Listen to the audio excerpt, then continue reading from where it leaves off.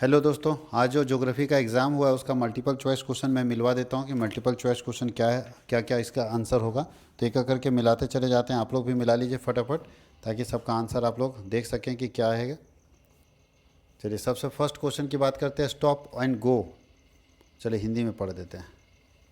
बोलता है रुको और जाओ निश्चयवाद किससे संबंधित है। रुको और जाओ निश्चयवाद जो है वो किससे संबंधित है? संभववाद से संबंधित है।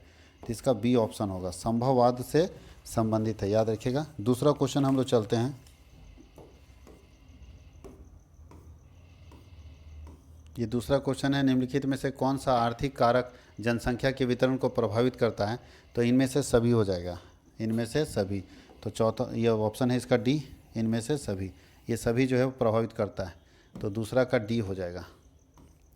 तीसरा बात करते हैं, कोल खोज संबंधित है। कोल खोज किससे संबंधित है? तो याद रखिएगा, कोल खोज जो है सामूहिक कृषि से संबंधित है। किससे संबंधित है? सामूहिक कृषि से संबंधित है। तो ए इसका ऑप्शन हो जाएगा, इसका ऑप्शन हो जाएगा ए। कोल खोज सामूहिक कृषि से संबंधित है। चौथा अगर हम बात कर ले, चौथे नंबर का, तो निम्नलिखित में से कौन सा कुटीर उद्योग नहीं है? कुटीर उद्योग मतलब घर में चलने वाला उद्योग। तो टोकरी बनाना घर में चलता है, बर्तन बनाना घर में, लेकिन कागज़ बनाना कुटीर उद्योग नहीं है। तो इसका सी हो जाएगा, कुटीर उद्योग कागज़ बनाना नहीं है, तो इसका सी हो जाएगा। पाँचवा बोलता है टूरिज्म, पर्यटन क्या है? तो कौन सी क्रिया के अंदर आता है? पर्यटन कौन सी क्रिया के अंदर आता है? तो पर्यटन जो है वो तृतीय क्रिया के अंदर आता है। पर्यटन तृतीय क्रिया के अंदर आता है। तो हम लोग 5 का देखेंगे बी। 6 में चलते हैं। 6 में क्या है क्वेश्चन? 6 में है, ऑस्ट्रेलियाई पर महाद्वीप जो है किन दो रेल मार्गों को जोड़ता है? तो ये होगा सिडनी और पर्थ, ए होगा 6 का ए। सिडनी और पर्थ दो शहर को जोड़ता है ऑस्ट्रेलियाई प्रायद्वीपीय रेल मार्ग। सिडनी और पर्थ, दो देशों के बीच जो व्यापार होता है उसे क्या कहते हैं? तो दो देशों के बीच जो व्यापार होता है उसको अंतर्राष्ट्रीय व्यापार कहते हैं, सी होगा। 7वां का सी, दो देशों के बीच के व्यापार को अंतर्राष्ट्रीय व्यापार कहते हैं। भारत में उदारीकरण किस वर्ष लागू किया गया था? तो भारत में उदारीकरण 1991 में लागू किया गया था। भारत में उदारीकरण 1991 में लागू किया गया था, तो इसका ऑप्शन होगा डी। उसके बाद है, निम्नलिखित में से कौन सा औद्योगिक शहर है? तो सब जानते हैं उद्योग कहाँ पे मिलेगा? तो उद्योग मिलेगा जमशेदपुर में। औद्योगिक शहर कौन है? जमशेदपुर एक औद्योगिक शहर है, उद्योग मिलेगा जमशेदपुर में। अगले क्वेश्चन की तरफ चलते हैं। 9 का सी था। 13 नंबर चलते हैं, वृत्ताकार प्रतिरूप नगर का विकास होता है। गोल जैसा नगर कहाँ पे बसता है? वैसे गोल जैसा तो झील के किनारे, झील गोल रहता है ना, तो इसके किनारे जो नगर होगा गोल जैसा नगर होगा। तो झील के किनारे गोल जैसा नगर हम लोगों का बसता है, ठीक है।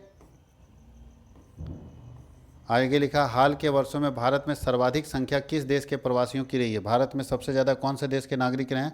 तो भारत में सबसे ज़्यादा बांग्लादेश के नागरिक आए हैं, बांग्लादेश के। भारत में सबसे ज़्यादा बांग्लादेश के नागरिक हाल फिलहाल में हैं। भारत के किस राज्य में साक्षरता दर सबसे कम है? सबसे कम पढ़े लिखे आदमी कहाँ है? बिहार में है। सबसे कम पढ़े लिखे लोग कहाँ पे? बिहार में, ठीक है। आगे हम लोग बात कर लेते हैं, परिक्षिप्त बस्तियाँ किससे संबंधित है? तो विखंडित बस्तियों से संबंधित है। विखंडित बस्तियों से संबंधित, इसका ऑप्शन हो जाएगा सी, विखंडित बस्तियों से संबंधित है, ठीक है। ऑप्शन क्या होगा? सी। आगे लिखा है, निम्नलिखित में से कौन सा कॉफ़ी का प्रकार है? तो ये सब का सब कॉफ़ी का प्रकार है। ऑल ऑफ दीज हो जाएगा, सारे के सारे कॉफ़ी के प्रकार हैं। कोई दिक्कत है? सारे के सारे कॉफ़ी के प्रकार हैं। निम्नलिखित में से कौन सा भारतीय कृषि की समस्या है? तो भारतीय कृषि की समस्या सब का सब है, ऑल ऑफ दीज हो जाएगा इसमें। भारतीय कृषि की समस्या, ऑल ऑफ दीज, सारा का सारा भारतीय कृषि की समस्या आ जाएगी, भारतीय कृषि की समस्या आ जाएगी।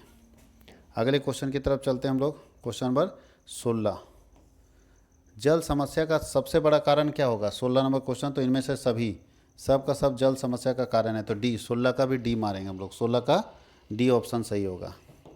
अब बात करते हैं 17 नंबर का। तो 17 नंबर क्या है? भारत में कोयला सबसे ज़्यादा किस राज्य में है? तो भारत में कोयला सबसे ज़्यादा अगर मिलेगा तो झारखंड में, आपको मालूम है। तो 17 का सी।